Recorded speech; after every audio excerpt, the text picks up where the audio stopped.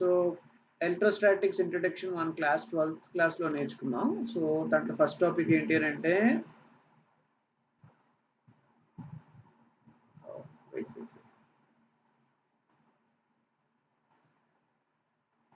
basic what is electric charge, basic properties of charges, Coulomb's law, electric field, electric lines of forces, and intensity of point charge, electric intensity of electric field due to point charge, right?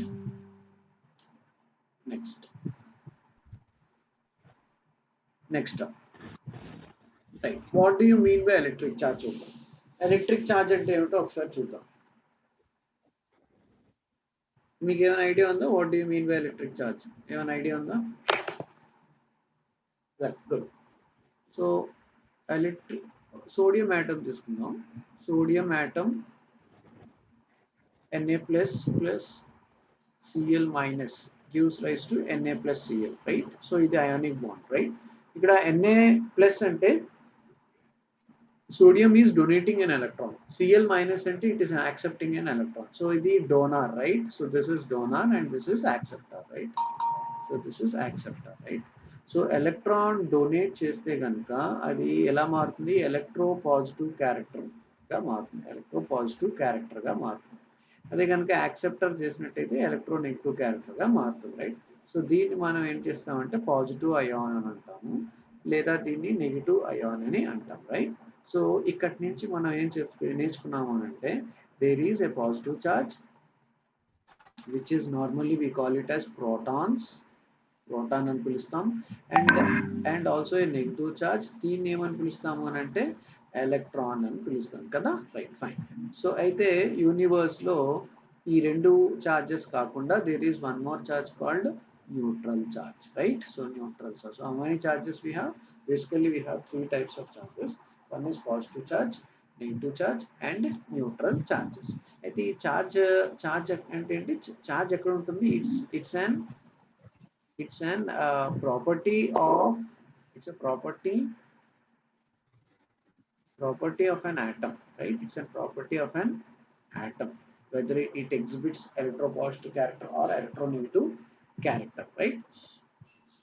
So అక్కడి నుంచి మనం ఏం తెలుసుకున్నాం అంటే, so నేచర్లో two types of charges ఉన్నాయి, ఒకటి positive charge and negative charge, right?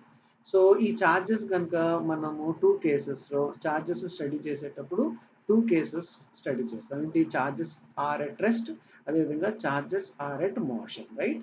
So charges are at rest అని అంటే కనుక ఆ బ్రాంచ్ని ఏమంటారు అని అంటే ఎలక్ట్రోస్టాటిక్స్ అని అంటారు. చార్జెస్ కనుక మోషన్లో మూవ్ అవుతున్నాయి అంటే కనుక ఆ బ్రాంచ్ని ఏమంటాము అని అంటే ఎలక్ట్రిసిటీ అని అంటాం, రైట్? సో మనము ఈ 5th సెమిస్టర్లో ఈ ఎలక్ట్రిసిటీ అండ్ మ్యాగ్నెటిజం రెండు నేర్చుకుంటాం. సో చార్జెస్ ఎట్ రెస్ట్ నేర్చుకుంటాము, చార్జెస్ ఎట్ మోషన్ నేర్చుకుంటాము, అదేవిధంగా తద్వారా ఫామ్ అయిన మ్యాగ్నెటిక్ ఫీల్డ్ కూడా మనము నేర్చుకుంటాం, రైట్? ఇక్కడ మిలికన్స్ ఆయిల్ డ్రాప్ ఎక్స్పెరిమెంట్ ద్వారా మిలికన్స్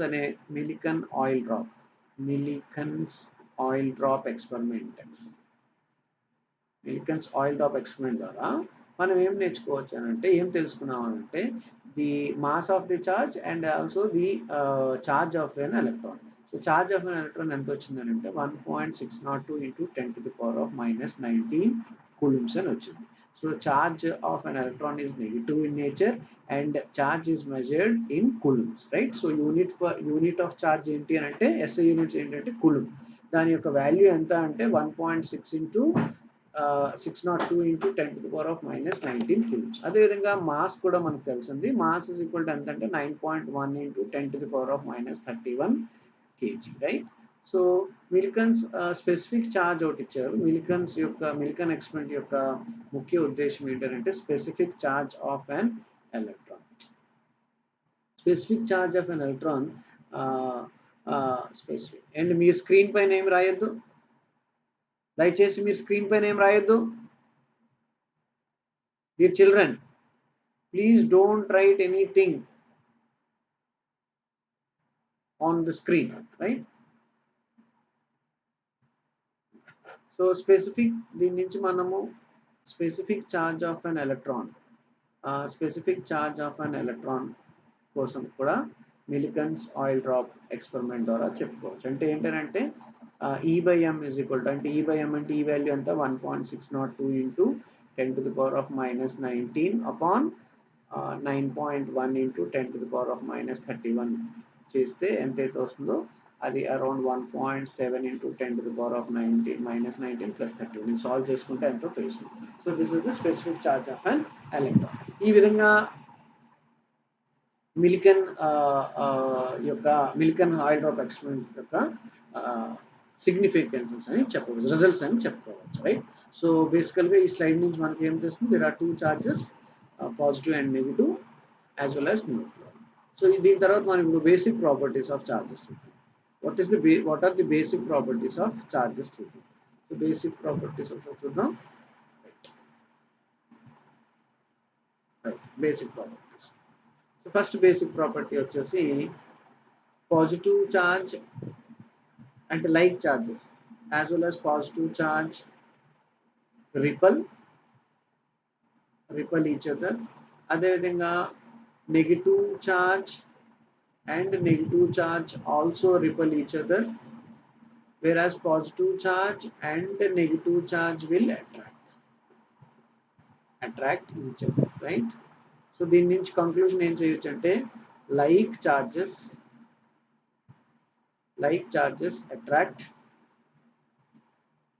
repel, and unlike charges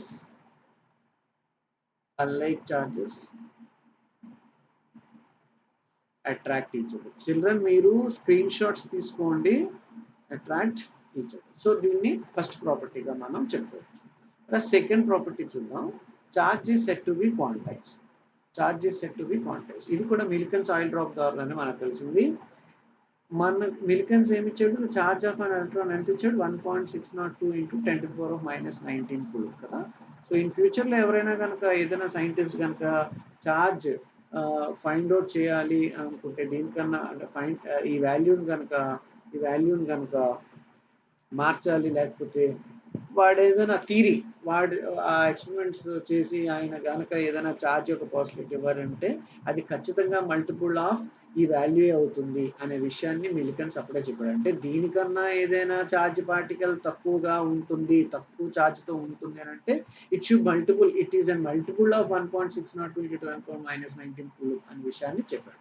అంటే దీన్ని బట్టి మనం ఏం చెప్పవచ్చు అంటే charge is a continuous function, it does not exist in discrete. అంటే మనకి చార్జ్ ఫ్రాక్షన్స్ లో లభించదు. చార్జెస్ వచ్చేసి ఫ్రాక్షన్ అంటే 1/2 కూలుంబ్స్. శివాజీ ప్లీజ్, బోర్డ్ నాది, మీది కాదు కదా. You are not suppose to touch the board. మీరెందుకు తీసుకుంటున్నారు? బోర్డు బోర్డు మీద మీరు ఏమేయకండి, బోర్డు మీద మీరు రాయొద్దు. So 1/2 coulombs does not exist. అదేవిధంగా 3/8 coulombs does not exist. So ఇలా ఫ్రాక్షన్స్లో మనకి చార్జెస్ అనేవి అవైలబుల్గా ఉండవు. సో ఎలా ఉంటాయి charges? Whole numbers like 1 coulomb, 3 coulomb, ఇలాగా కంటిన్యూస్గా ఉంటాయి అనే విషయాన్ని మనం ఇక్కడ చెప్పుకోవచ్చు క్వాంటైజేషన్.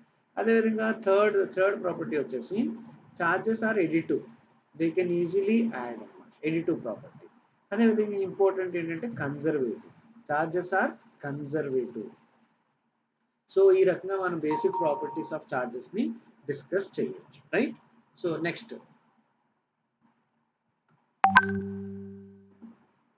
చూసినట్టయితే కూలుంబ్స్ లా. ఇది basic property of very fundamental property of electrostatics అనమాట. ఏం చెప్తుందంటే కూలుంబ్స్ లా స్టేట్మెంట్ చూద్దాం ఒకసారి. కూలుంబ్స్ లా ఏం చెప్పాడంటే the force experienced by the two charges,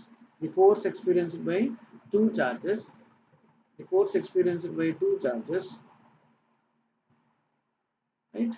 ఒకసారి కూలుంబ్స్ లా let me talk. Fine. Suppose two charges ఉన్నాయి ఇలాగా, ఒకటి Q1, ఇంకో చార్జ్ వచ్చేసి Q2 అనుకో. ఈ రెండింటిని d డిస్టెన్స్ తో నేను సెపరేట్ చేశాను అన్నమాట.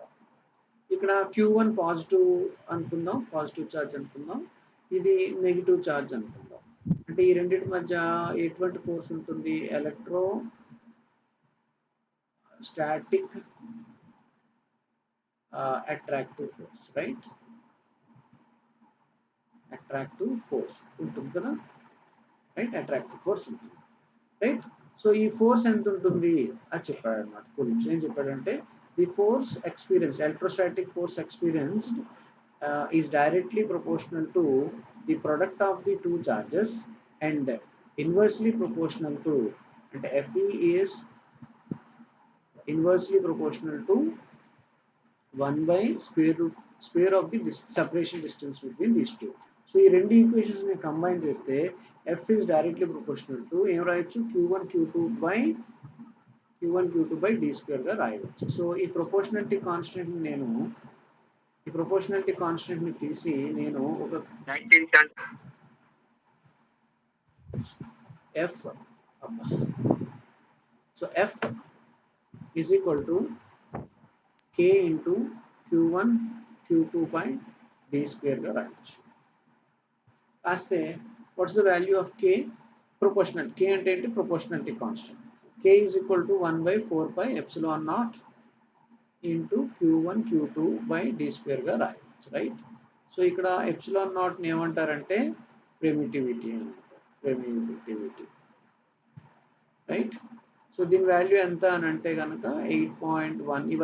ఇవన్నీ మనం ఇంటర్మీడియట్ లో చదివేసుకున్నాం. సో టోటల్ 4 పై వాల్యూ ఎంత? పై వాల్యూ వచ్చేసి 3.14.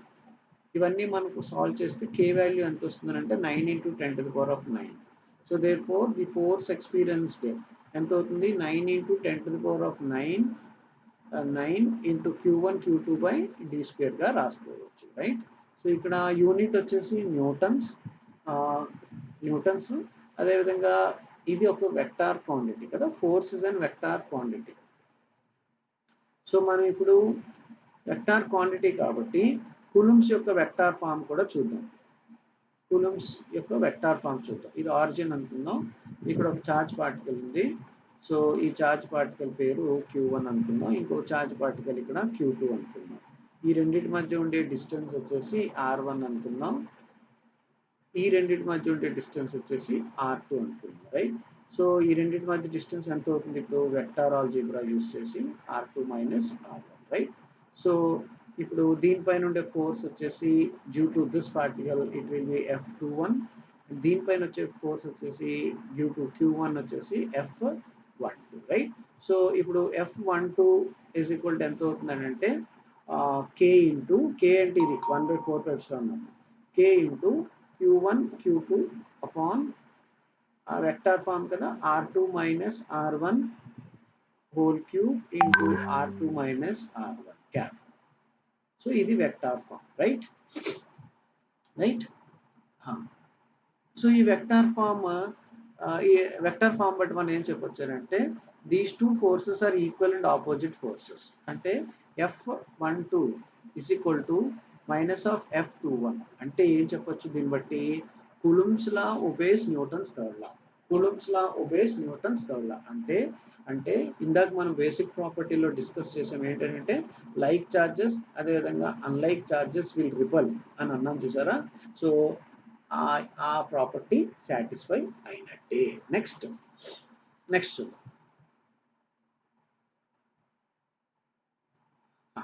what do you mean by electric field and electric field lines? Right? So electric field lines అని అంటే మనకు తెలుసు, చిన్నప్పుడే మనం నేర్చుకున్నాం. ఎలక్ట్రిక్ ఫీల్డ్ అంటే ముందు తెలుసుకుందాం. What do you mean by electric field, right? So electric field అంటే ఇప్పుడు నేను ఒక టెస్ట్ ఛార్జ్ పెట్టాను అనుకుంటున్నాను, test charge positive charge. So ఇదేం చేస్తుంది? ఇది ఈ రీజియన్ చుట్టూరు కొంత ఏం చేస్తుంది? అట్రాక్ట్ చేయడానికి ఆ దగ్గరలో ఉండే adjacent what you call charges కానీ అట్రాక్ట్ చేయడం అంటే ఇది కొంత ఫీల్డ్ ని ఎక్స్క్రీట్ చేస్తుంది. అంటే the region surrounded by an charge particle,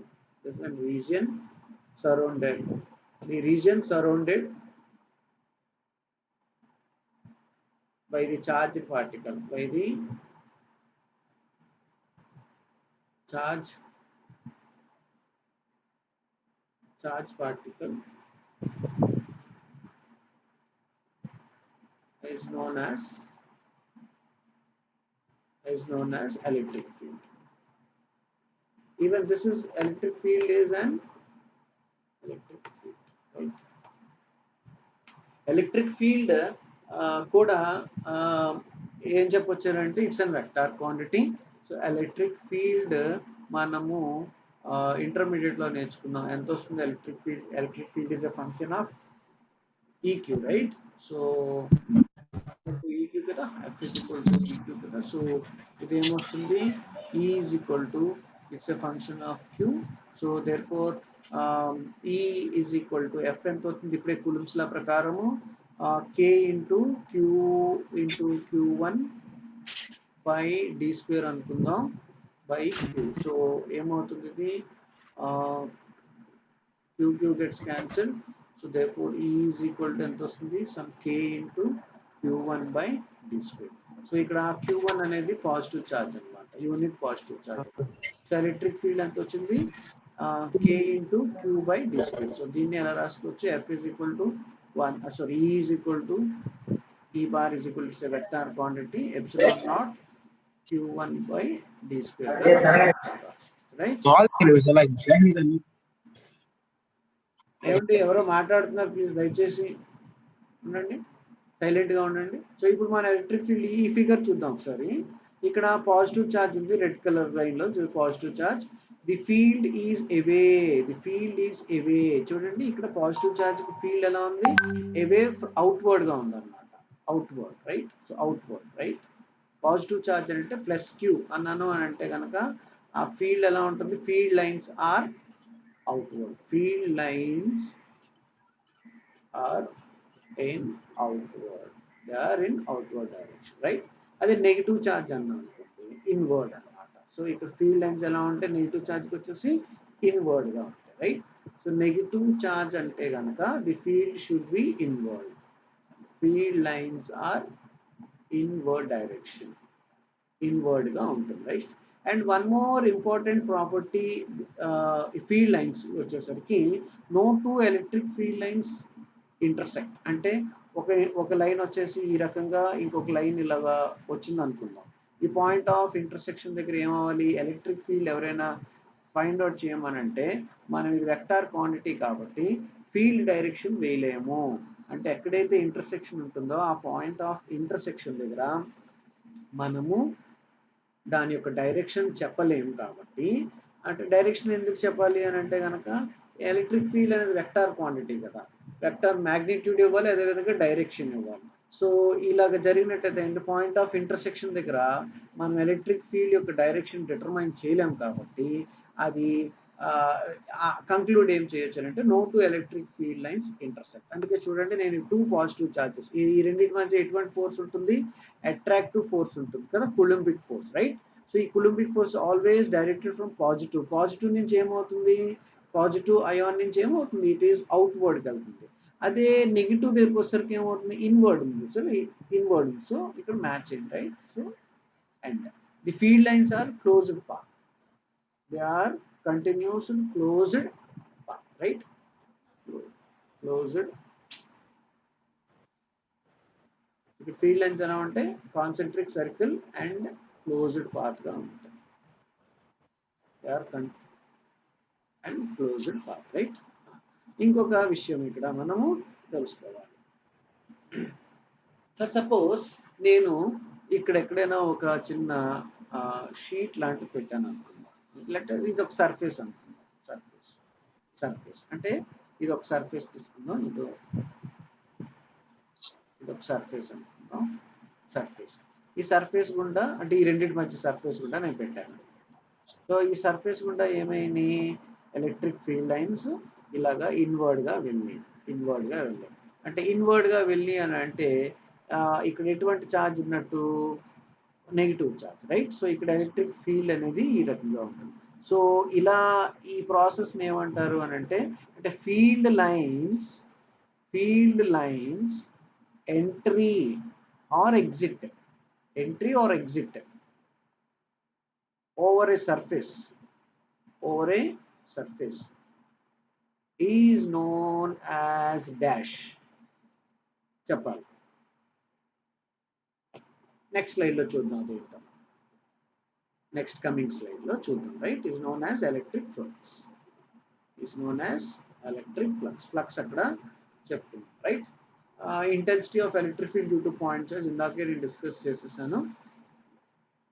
అదేంటది ఈ ఈజ్ ఈక్వల్ టు ఎంత వచ్చింది మనకి 1/4πε0 into Q by d square. అంటే ఏం లేదు, సపోజ్ ఇక్కడ ఒక పాజిటివ్ ఛార్జ్ పెట్టాను అనుకుందాం. ఈ పాజిటివ్ ఛార్జ్ పెడితే ఇక్కడ ఎలక్ట్రిక్ ఫీల్డ్ లైన్స్ ఎలా ఉండాలి, అవుట్వర్డ్లో ఉండాలి కదా. So outward direction right. So ఇది ఒక అవుట్వర్డ్ డైరెక్షన్ రైట్. సో ఇక్కడెక్కడో ఈ ఫీల్డ్లో ఏదో ఒక టెస్ట్ ఛార్జ్, ఇది పేరెంట్ ఛార్జ్ అనుకున్నా, ఇది టెస్ట్ ఛార్జ్ పెట్టాను. సో ఈ రెండింటి మధ్య ఉండే ఎలక్ట్రిక్ ఫీల్డ్ ఎలా ఉంటుంది ఇలా అనేది చెప్పేది intensity of electric field due to point charge. మీరు ఒకటి గుర్తుపెట్టుకోవాలి, ఎలక్ట్రిక్ ఫీల్డ్ అనేది ఒక సాలి వెబ్, ఇట్స్ ఎ వెబ్. సాలి పురుగు స్పైడర్ వెబ్ ఉంటుంది కదా, ఆ మాదిరిగా ఉంటుంది అన్నమాట. స్పైడర్ వెబ్ ఎలా ఉంటుంది, స్పైడర్ మధ్యలో ఉండిపోతుంది కదా, ఆ స్పైడర్ మధ్యలో ఉండిపోతుంది. సో అది ఏం చేస్తుంది, దాని యొక్క తీగల్ని, అది జాలీలా ఉంటుంది కదా, సో ఆ తాడుల్ని ఇలా పంపిస్తుంది కదా. సో ఎలక్ట్రిక్ ఫీల్డ్ కూడా అలాగే ఉంటుంది అన్నమాట. ఎలక్ట్రిక్ ఫీల్డ్ కూడా అలాగే ఉంటుంది రైట్. సో ఏదైనా ఒక టెస్ట్ ఛార్జ్ అంటే ఏదైనా మస్కిటో కానీ, దోమ కానీ, పురుగు కానీ ఇక్కడ దూరిందానికి ఇది ఏం చేస్తుంది, ఈ స్పైడర్ ఏం చేస్తుంది, దాని వైపుగా లాక్కోవడానికి ప్రయత్నిస్తుంది కదా. సో ఇక్కడ స్పైడర్ అనేది ప్లస్ క్యూ అనుకుందాం, ఈ మైనస్ క్యూ చిన్నది ఏదైతే ఉందో ఛార్జ్ పార్టికల్, అది ఏదో ఒక మస్కిటో ఏదో అనుకుందాం. ఈ రెండింటి మధ్య ఎటువంటి ఫోర్స్ ఉంటుందో ఆ రెండింటి మధ్య ఉండే ఫోర్స్నే ఫీల్డ్ ఆఫ్ ఇంటెన్సిటీ అని అంటారు అన్నమాట. ఎలక్ట్రిక్ ఫీల్డ్ ఇంటెన్సిటీ అని అంటారు అన్నమాట. సో కూలంబ్స్ లా కదా, కూలంబ్స్ లా అప్లై చేసాం అనుకున్నాం. ఇక్కడ మనము కూలంబ్స్ లా అప్లై చేద్దాం. కూలంబ్స్ లా అప్లై చేస్తే ఏమవుతుందో ఒకసారి చూద్దాం. కూలంబ్స్ లా అప్లై చేస్తే ఏమవుతుందో ఒకసారి చూద్దాం.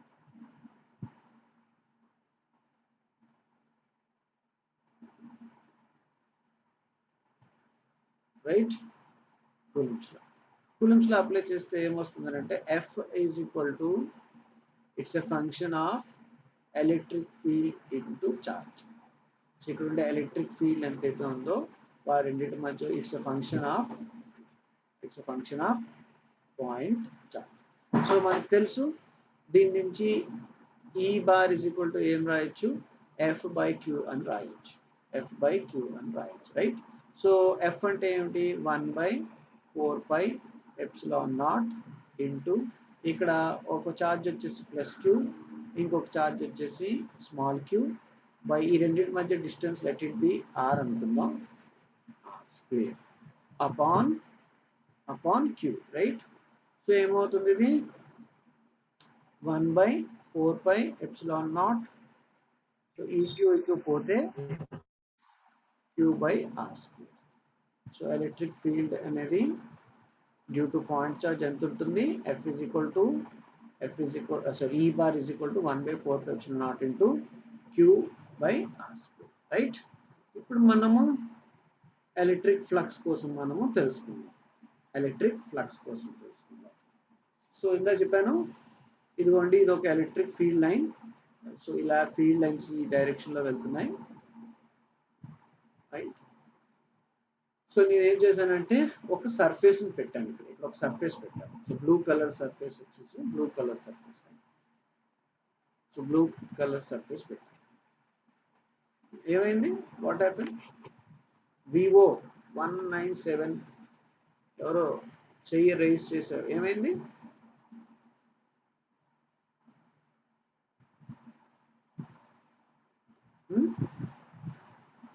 లోకేష్ చందక ఏమైందమ్మా,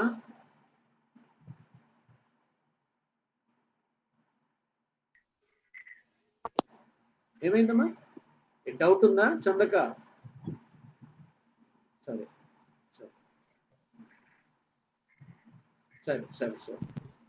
డౌట్ ఏం లేదు కదా, ఫైన్ సరే. సో మనకి ఇంకా 10 minutes ఉంది, మనం టైం వేస్ట్ చేయొద్దు. So electric flux is an amount of electric field going across the surface. Very important point. ఇప్పుడు ఫర్ సపోజ్ ఇది ఇలా ఫీల్డ్ లైన్స్ అనుకున్నాం, ఇలా వెళ్తున్నాయి అనుకున్నాం, ఫీల్డ్ లైన్స్ ఇలా ఇలా ఫీల్డ్ లైన్స్ వెళ్తున్నాను. ఇక్కడ ఇక్కడ ఎవరైనా ఒక సర్ఫేస్ పెట్టాను అనుకున్నాం ఇలాగా, రైట్, ఇది ఒక సర్ఫేస్ పెట్టారు అనుకున్నాం. సో ఈ ఫీల్డ్ లైన్స్ ఈ సర్ఫేస్ గుండా ఎంతైతే వెళ్తున్నాయో, ఈ సర్ఫేస్, ఓన్లీ సర్ఫేస్ తీసుకుందాం. So the field lines entering into the surface is known as electric flux, right.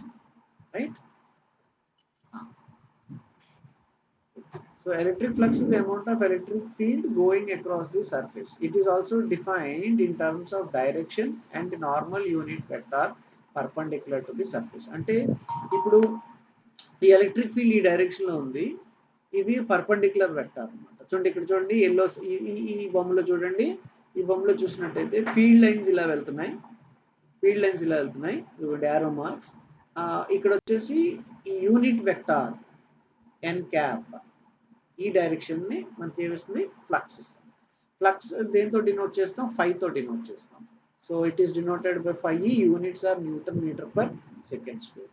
Phi E is equal to, ఎప్పుడైనా ఫ్లక్స్ రాయమంటే flux is equal to electric field into area అని రాసుకుంటే dot electric field dot area. అంటే ఏం చెప్పొచ్చు, ఏరియాని ఈ A అనుకుంటున్నాం. సో డాట్ ప్రొడక్ట్ కాబట్టి cos theta, therefore flux is equal to ఏమవుతుంది, EA cos theta. when the surface is flat, ఇలా ఉందనుకో, ఫ్లాట్ సర్ఫేస్ ఉందనుకోండి, ఏం చేస్తాము, అక్కడ థీటా వచ్చేసి కాస్ట్ థీటా వచ్చి ఫ్లాట్ సర్ఫేసెస్ థీటా కాన్స్టెంట్ గా ఉంటుంది కాబట్టి అక్కడ మనం ఖాళీగా మల్టిప్లై చేసేస్తాం. కాస్ట్ థీటా వాల్యూ వచ్చేసి 1 అయిపోతుంది. సో మల్టిప్లై చేసేస్తాం. అదే కనుక ఇది సర్ఫేస్ ఈజ్ కర్వ్, అప్పుడు ఏమవుతుందంటే మనం ఏం చేయాలి, కర్వ్ సర్ఫేస్ ఉంది అని అంటే ఇంటిగ్రేషన్ చేయాలి. ఇలా కర్వ్ సర్ఫేస్ ఉంది అనుకోండి, సో ఈ ఎండ్ నుంచి ఈ ఎండ్ వరకు ఫ్లక్స్ ఎంత ఉందో తెలుసుకోవాలంటే ఏం చేయాలి, ఇంటిగ్రేషన్ చేయాలి. అప్పుడు ఇంటిగ్రల్ ఈ డాట్ డిఎస్ అని అంటాం. ఇంటిగ్రల్ ఈ డాట్ డిఎస్ అంటే అంటే అక్కడ ఉండే surface area, so which is equal to flux గా మనము చెప్పుకోవచ్చు, right. So this is about flux. ఈ ఫ్లక్స్ దేనికి ఉపయోగపడుతుంది, అంటే ఎలక్ట్రిక్ ఫీల్డ్ జామెట్రికల్ షేప్స్ లో ఎలక్ట్రిక్ ఫీల్డ్ ని ఫైండ్ అవుట్ చేయడానికి మనము ఈ ఫ్లక్స్ ని వాడతాం, right. So very important topic, and ఈ టాపిక్ మనకి సిలబస్ లో ఉంది. ఇంతవరకు నేర్చుకున్న టాపిక్స్ అన్ని గాస్ లో అర్థం కావాలని అంటే ఇంతవరకు మనం నేర్చుకున్న టాపిక్స్ అన్ని తెలుసుకోవాలి కాబట్టి నేర్చుకున్నాం. So the first topic in our syllabus is Gauss law. What do you mean by Gauss law? Gauss law ఏం చెప్తుంది, the total normal electric flux is equal to 1 by epsilon naught times of its charge. ఏంటది ఒక surface తీసుకుందాం, ఇది ఒక surface అనుకుందాం. ఇదేంటిది, ఈ సర్ఫేస్ వచ్చేసి yes bar, surface area. So దీన్ని నేను ఎలక్ట్రిక్ ఫీల్డ్ లో పెట్టాను అనుకుందాం, ఇది ఒక electric field, right, subject to electric. So నేను ఇక్కడ దీనికి పర్పెండిక్యులర్ గా ఎన్ క్యాప్ కడతాను, రైట్. సో ఈ పాయింట్ ఈ సర్ఫేస్ నేను ఎన్ పార్ట్స్ కింద డివైడ్ చేస్తాను. అప్పుడు ఈచ్ పార్ట్ ఎంత అవుతుంది, డిఎస్ అవుతుంది, రైట్. ఈచ్ పార్ట్ ఎంత అవుతుంది, డిఎస్. చూడండి ఇది సాలిడ్ యాంగిల్, ఈ పార్ట్ వచ్చేసి డిఎస్ గా వచ్చింది. ఇక్కడ ఎలక్ట్రిక్ ఫీల్డ్ ఎంత ఉంటుంది, ఈ బార్, రైట్, ఈ బార్. ఈ రెండింటి మధ్య ఉండే యాంగిల్ థీటా, రైట్. సో ఇక్కడ నేను పర్పెండిక్యులర్ డిస్టెన్స్ వేసాను అనుకోండి, ఈ కాంపోనెంట్ ఏమవుతుంది నాకు, ఈ కాస్ థీటా, రైట్. సో అది ఎంత ఉంటుందో ఒకసారి చూద్దాం. అదే ఫ్లక్స్, అక్కడ ఫ్లక్స్ ఎంత ఉంటుందో, ఇక్కడ ఫ్లక్స్ రిలేటెడ్ ఎంత ఉందో ఒకసారి చూద్దాం. చూసినట్టయితే మనకు తెలుసు flux is equal to E dot DS, right. Flux is equal to E dot DS. E అంటే ఏంటి, ఎలక్ట్రిక్ ఫీల్డ్. అంటే Q by epsilon naught R square into R bar into ds, right కదా. అయితే ఒకసారి చూడండి ఇక్కడ సిన్స్ ఆర్ క్యాప్ అంటే unit vector కదా, యూనిట్ వెక్టర్ అయిపోతుంది కాబట్టి ఆర్ క్యాప్ వాల్యూ ఎంత అవుతుంది 1 అవ్వాలి and it is always in same direction. So ఇక్కడ కాస్ట్ థీటా కదా, కాస్ట్ థీటా వేయాలి కదా సేమ్ డైరెక్షన్ కాబట్టి 1 అయిపోతుంది కాబట్టి సో ఇదేమైంది Q/4πε0r² రైట్. ఇప్పుడు మనము కట్టేది ఒక్క సర్ఫేస్ కదా, ఇది చిన్న ముక్క, ఈ ఒక చిన్న భాగాన్ని కడుతున్నాం. సో ఫర్ ఆల్ ఎలిమెంట్స్ కనుక తీసుకున్నాం అనుకోండి, ఇటువంటి చిన్న భాగాలన్నీ చిన్న భాగానికి ఇది వచ్చింది, అన్ని భాగాలకి ఏమవుతుంది యాడ్ చేసేయాలి. So sigma all Q/1/4πε0 into delta right. సరిపోయిందా? ఇక్కడ ఆల్ సర్ఫేసెస్ అంటే చిన్న చిన్న పార్ట్స్ గా ఏదైతే చేసామో అవన్నీ ఈక్వల్ డైమెన్షన్స్ లో ఉన్నాయి. సో ఈక్వల్ డైమెన్షన్స్ తో ఎప్పుడైతే ఉన్నాయో ఈ delta S1 delta S2 delta S3 అలా కలిపితే ఏమొస్తుంది S వస్తుంది. Surface area of the spear అంతా 4πr². అంటే S బదులు నేను 4πr² వేసాను అనుకోండి, కింద నుండి 4πr² కూడా పోయి నాకు ఫ్లక్స్ ఎంత వచ్చింది, flux is equal to Q/ε0. అంటే ఫ్లక్స్ అంటే ఏంటి, integral E dot ds. So integral E dot ds is equal to Q/ε0 is known as Gauss law. ఏం చెప్తుంది Gauss law? The total normal flux acting in a surface is equal to 1/ε0 times of its charge అని చెప్పేదే Gauss law right. So మనం next class